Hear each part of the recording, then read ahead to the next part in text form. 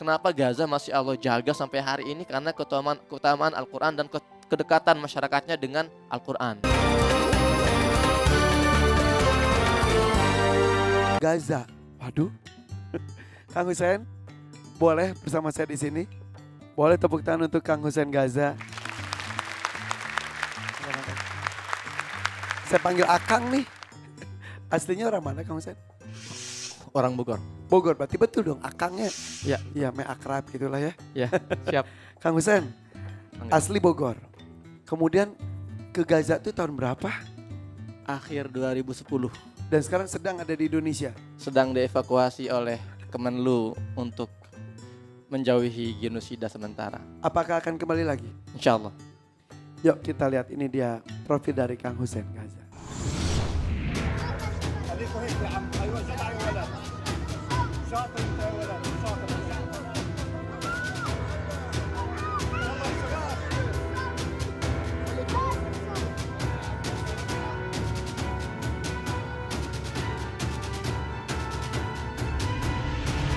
Ya teman-teman, hari ini kita sedang eksekusi program dan lihat ya, ini ledakan di belakang kita tidak jauh dari tempat kita berada.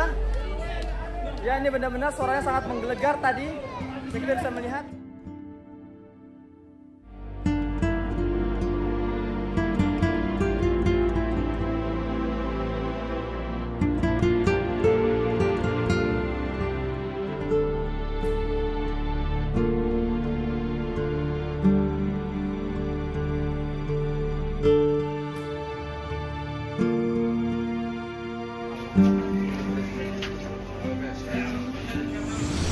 Beberapa foto tapi penuh dengan makna dan cerita pastinya. Di tahun itu dengan tahun-tahun dan bulan-bulan terakhir ini, apakah ada perbedaannya? Sangat. Selama 12 tahun saya tinggal di Gaza, sudah menjadi korban serangan Israel berkali-kali. Namun 7 Oktober 2023 itu bukan lagi agresi militer, tapi sudah masuk ranah genosida, pembantaian etnis. Dan saya sempat 40 hari merasakan bagaimana pedihnya genosida di sana, bombardir pagi, siang, sore, malam, mayat-mayat bergelimpangan di jalanan. Dan sampai hari ini, sampai detik ini, kita ngobrol ini masih terjadi hujan bom di Gaza. Selama 443 hari, per hari itu 105 nyawa dibunuh per hari. Per hari? Per hari, sampai saat ini per hari seperti itu jumlahnya. Tidak memandang usia? Tidak memandang usia. Belum lagi kondisi warga Gaza yang sekarang menghadapi musim dingin, sementara mereka harus tinggal di tenda-tenda pengungsian yang tidak bisa menyelamatkan mereka dari dingin yang menusuk tulang mereka. Bahkan kemarin 2 hari lalu saya dapat kabar dari istri saya bahwa teman istri saya punya anak bayi, anak itu meninggal karena kedinginan. Kang punya istri? Ya. Di sana juga tuh istrinya di sini? Istri saya orang Gaza, lagi saya bawa ke Indonesia. Oke. Jadi 12 tahun yang lalu Kang Hussein ke sana tuh tujuannya pertamanya untuk apa? Hijrah. Hijrah itu amanat dari orang tua saya. Orang tua saya mewakafkan salah satu anaknya untuk bisa berkontribusi dalam perjuangan pembebasan Masjidil Aqsa. Dan berbicara mengenai penindasan tadi, itu tidak berbicara tentang agama lagi tapi tentang kemanusiaan, betul? Iya betul. Akan ada rasa takut nggak? Sebetulnya kalau ketika bom berjatuhan di sekitar kita, ketakutan ada, itu hal yang manusiawi. Namun keimanan itu kadang lebih mendominasi. Dan juga keberanian orang-orang Gaza itu Masya Allah ya, itu menular ke kita. Jadi karena kita terlalu sering melihat kematian di depan mata kita, kemudian kita mengetahui keutamaan orang-orang yang syahid itu seperti apa, pahalanya seperti apa. Jadi itulah yang akhirnya mendominasi dan menutup rasa ketakutan kita. Bagaimana Ramadan di sana? Ramadan di Gaza tidak seperti Ramadan di tempat lainnya. Karena jangankan untuk, biasanya kan Ramadan itu kan umat Islam tuh ya euforia gitu ya. Ngumpul dengan keluarga. Ngumpul dengan keluarga. Mereka setiap keluarga di Gaza itu ada yang sudah syahid, entah itu orang tuanya, entah itu anaknya, entah adiknya. Setiap keluarga? Hampir setiap keluarga. Kalaupun ada yang gak syahid, biasanya ada yang lagi di penjara Israel. Atau ada yang terluka. Jadi warga Gaza berusaha untuk mengais-ngais kebahagiaan di bulan Ramadan sambil menahan rasa sakit dan perih yang tidak bisa mereka tutup-tutupi. Dan serangan itu juga masih terjadikah di bulan Ramadan pun? Bahkan di bulan Ramadan biasanya semakin intens. Karena mereka tahu banyak yang melakukan hal-hal berjamaah. Ya, seperti Banyak perkumpulan-perkumpulan. Di situ justru. Gaza digempur selama 440 hari lebih oleh Israel yang di backup oleh negara-negara besar Amerika, Inggris, Perancis. Secara logika mereka harusnya sudah hancur. Secara logika. Nggak akan bertahan, Gaza sekecil itu nggak mungkin bertahan. Tapi karena fadilah Al-Quran, karena warganya yang cinta Al-Quran. Beberapa bulan sebelum serangan 7 Oktober itu saya pernah hadir di satu perhelatan namanya Sofwatul Hufaz, di mana ada 1.400 lebih penghafal Al-Quran. Itu mereka setoran bareng di satu masjid namanya Masjid Asy-Syafi'i di wilayah Zaitun.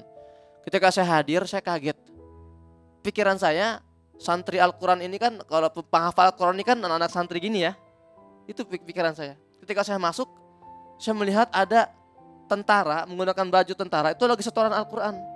Di pojok situ ada segerombolan mengenakan baju medis, juga setoran Al-Quran. Di pojokan situ ada manula, sebelah sini ada disabilitas. Jadi 1.400 yang setor Al-Quran itu ternyata dari berbagai kalangan. Ada ibu-ibu, bapak-bapak, anak muda, anak kecil, ada petugas, ada macam-macam. Jadi yang ngafal Al-Quran di Gaza itu bukan hanya anak kecil ini. Tapi semua kalangan itu mereka merasa selama kami ada waktu luang, selama kami masih bisa bernafas, kami akan menghafal Al-Quran.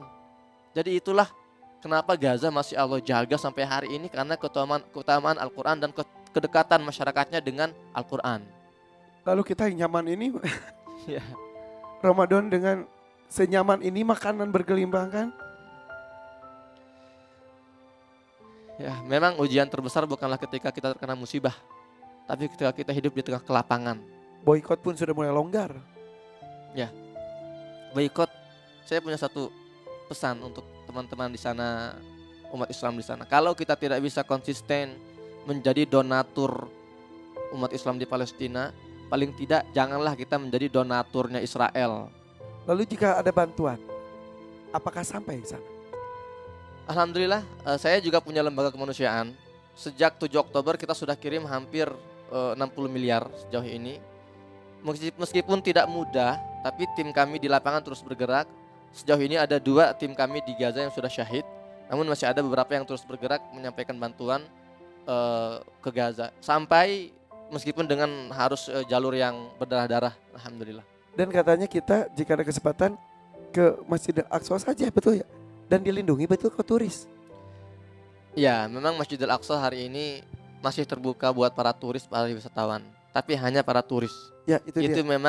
Itu memang salah satu agenda Israel. Pokoknya umat Islam yang mau berkunjung ke Al-Aqsa diperbolehkan. Tapi khusus orang luar nih. Kalau orang Gaza nggak bisa. Saya 12 tahun di Gaza nggak pernah bisa sholat di Masjid Al-Aqsa. Ada 2 juta warga Gaza juga mengharapkan pengen sholat di Al-Aqsa tapi nggak bisa. Tapi kalau orang dari Indonesia, dari Malaysia itu diperbolehkan. Kenapa? Ingin membuat sebuah pesan. Israel ingin mencuci otak umat Islam bahwa kami itu nggak ada masalah dengan kalian loh.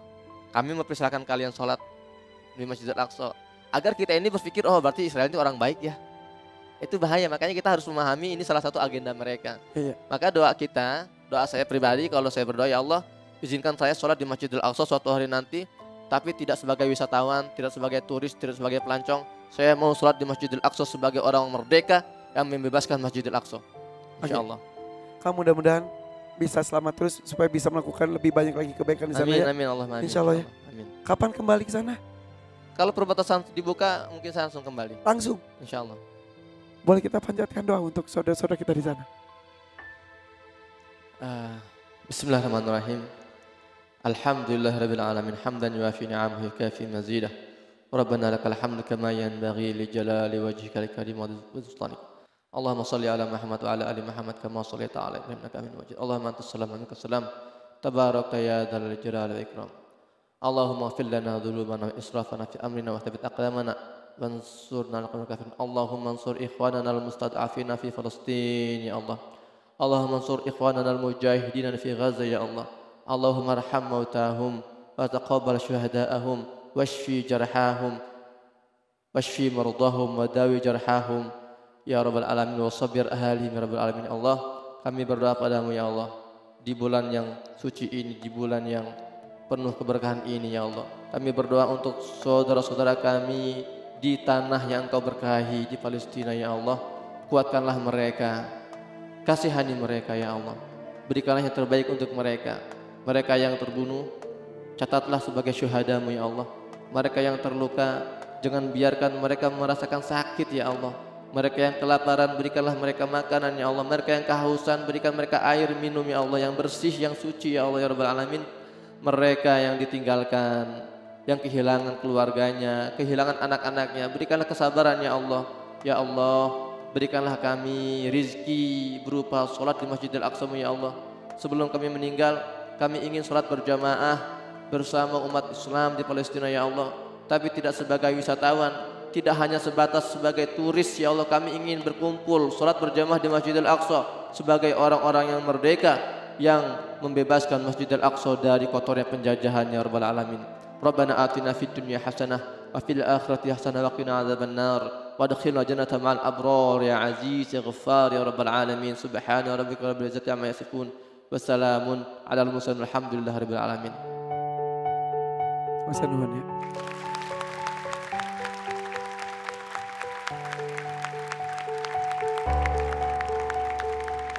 Kalau tadi